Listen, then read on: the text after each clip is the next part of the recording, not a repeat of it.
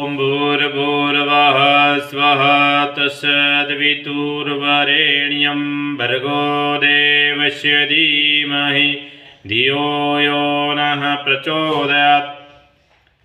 सर्वेषा च क्रीमिणां विनदश्यं शिरो दहान्विघ्नं मुखम।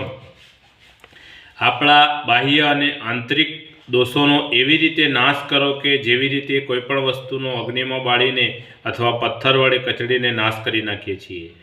કોમળ તત્વને ઈશારા વડે સમજાવીને વિવેક તથા તર્ક દ્વારા યોગ્ય સમજાવટ દ્વારા સન્માર્ગ પર લાવી શકાય છે. પરંતુ કઠોર અને દુષ્ટ તત્વને બદલવા માટે લોખંડને આગ પર તપાવીને ટીપવાની લોહાર જેવી નીતિ અપનાવવી પડે છે. દુર્યોધનને સમજવા તથા મનાવવામાં જ્યારે શ્રી કૃષ્ણ સફળ ન થયા ત્યારે તેમણે અર્જુનના બાણો દ્વારા તેને સીધો કરવાનો ઉપાય કરવો પડ્યો. હિંસક પશુઓ નમ્રતા અને અચિંત્યની ભાષા સમજતા નથી. તેમને તો શસ્ત્ર કાબૂમાં લાવી શકે છે. ભગવાને વારંવાર ધર્મની સ્થાપના અને અસુરતાનું નિવારણ કરવા માટે અવતાર લેવો પડ્યો છે. ધર્મ સંસ્થાપનશ્ચ વિનાશાય ચ દુષ્કૃતામ. વ્યક્તિગત જીવનમાં પણ દેવશક્તિનો અવતરણ નિસંદેહ એક સર્જનાત્મક કાર્ય છે. તે માટે સદ્ગુણો વધારવાની નિરંતર સાધના કરવી પડે છે અને સાથે સાથે પોતાના અંતરમાં છુપાયેલા દોષ દુર્ગુણો સામે ઝઝૂમવું પડે છે. જો આ કુસંસ્કારોનું નિવારણ ન કરવામાં આવે તો સદ્ગુણો વિકસિત નહીં થઈ શકે અને બધી શક્તિ મનોવિકારમાં નષ્ટ થતી જશે. આળસ, પ્રમાદ, આવેશ, અસંયમ વગેરે દુર્ગુણો વિરુદ્ધ મજબૂત મોરચો ઊભો કરવો પડે છે અને ડગલે ને પગલે તેમની સામે ઝઝૂમવા માટે તૈયાર રહેવું પડે છે. ગીતાનો રહસ્યવાદ અંતરના આ જ શત્રુનો કૌરવ માની અર્જુનરૂપી જીવને એમની સામે નિર્ણયાત્મક યુદ્ધ કરવા માટે પ્રોત્સાહિત કરે છે. જેણે પોતાની જાત સામે લડીને વિજય મેળવ્યો છે એ જ સાચો વિજેતા છે. આજકાલ નૈતિક, બૌદ્ધિક અને સામાજિક ક્ષેત્રમાં ખરાબ તત્વોનું જોર એટલું બધું વધી ગયું છે કે શાંતિ અને સુવ્યવસ્થા માટે ચારે બાજુએ સંકટપૂર્ણ પરિસ્થિતિ છે.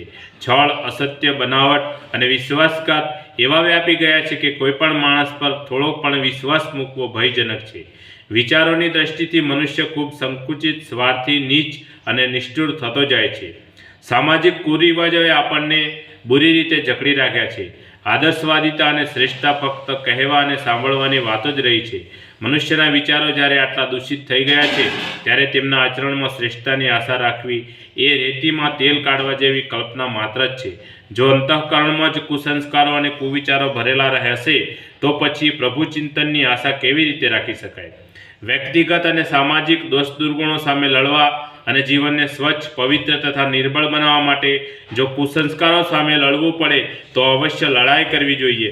સમાજમાં કેટલાક લોકોને દાસ દાસીની જેમ અને કેટલાકને રાજા રાણીની જેમ રાખવાની પરંપરા જો પાલન કરવામાં આવે તો તેને બદલે એવી વ્યવસ્થા સ્થાપવી પડશે જેમાં બધાને ન્યાય, અધિકાર, લાભ તથા શ્રમ સહયોગ આપવાનો અવસર મળે.